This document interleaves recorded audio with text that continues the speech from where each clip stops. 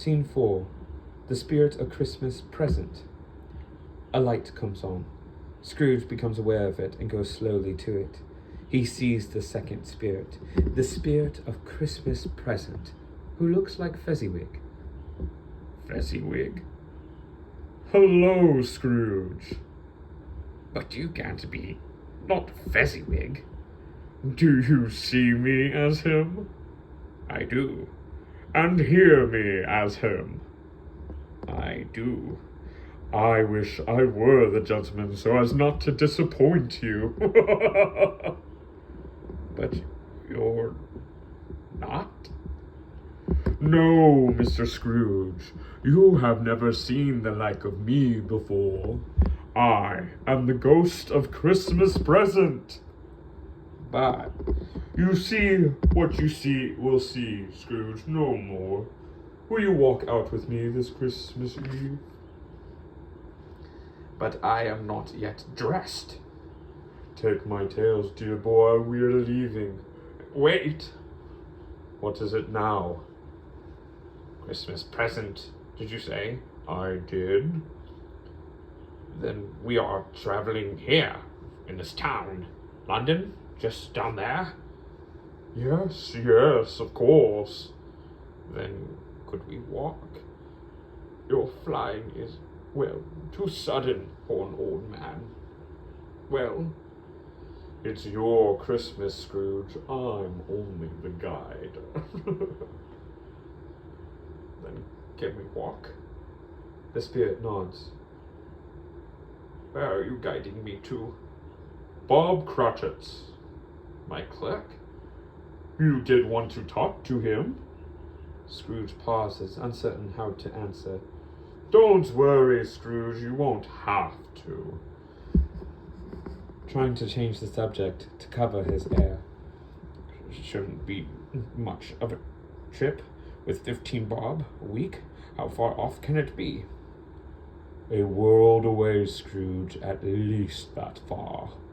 Scrooge and the spirit start to step off a curb when a funeral procession enters with a child's coffin, followed by the poorhouse children who are singing. That is the way to it, Scrooge. The procession follows the coffin off stage. Scrooge and the spirit exit after the procession. As they leave, the lights focus on Mrs. Cratchit and her children. Mrs. Cratchit sings as she puts Tiny Tim and the other children to bed, all in one bed. She pulls a dark blanket over them. When you wake, you shall have all the bright little horses, black and bays, dapples and greys, all the pretty little horses. To sleep now, all of you. Christmas tomorrow. She kisses them and goes to Bob Cratchit, who is by the hearth. How did our little Tiny Tim behave? As good as gold and better. He told me, coming home, that he hoped the people saw him in the church because he was a cripple, and it might be pleasant for them to remember upon Christmas Day who made the lame to walk and the blind to see. He's a good boy. The second spirit and Scrooge enter. Mrs. Cratchit feels a sudden draft. Oh, the wind! She gets up to shut the door.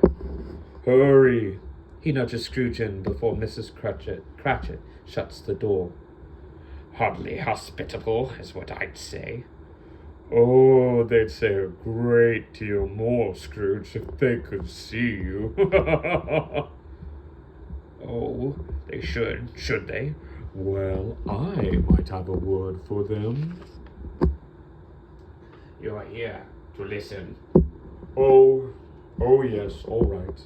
By the fire, but not a word. Raising his glass. My dear, to Mr. Scrooge, I give you Mr. Scrooge, the founder of the feast. The founder of the feast, indeed. I wish I had him here. I'd give him a piece of my mind to feast upon, and hope he'd have a good appetite for it. My dear, Christmas Eve.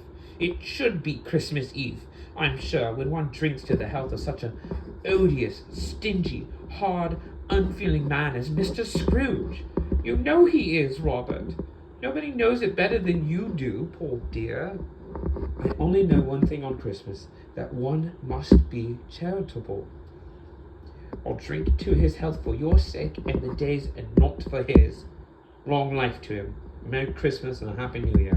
He'll be very merry and very happy, I have no doubt. If he cannot be, we must be happy for him. A song is what's needed.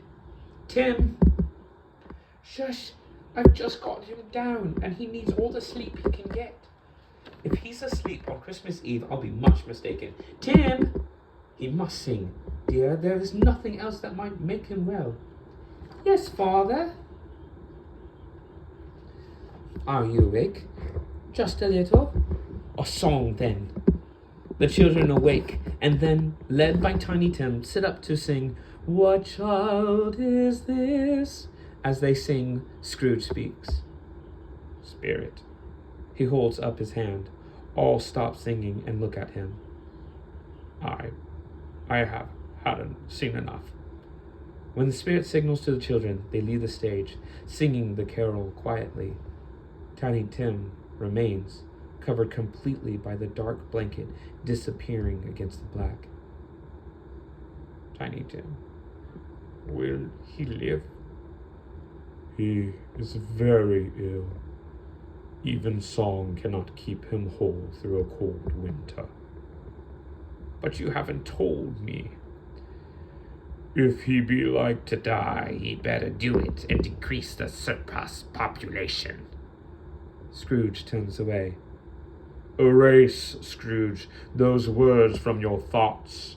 You are not the judge. Do not judge, then. It may be that in the sight of heaven you are more worthless and less fit to live than millions like this poor man's child. Oh, God!